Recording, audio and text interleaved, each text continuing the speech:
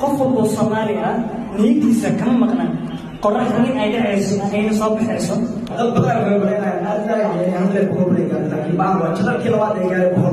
waxaan kaloo mahad celinayaa saaxiibkeyga walaalkeyga marne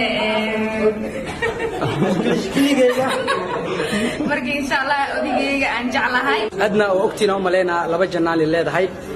mid waxay soo gelisaa cuntooyinka cilaansaarka qurxinta guryaha midna waxay soo gelisaa waxyaabaha vlogiska entertainmentiga laakiin adna waa gabadha kaliya shakhsiyan aniga haddii aan dhanka saxaafadda ka hadlo aan la yaabay oo saddex YouTube daily u koofargarayso adna channel adna hena ilyas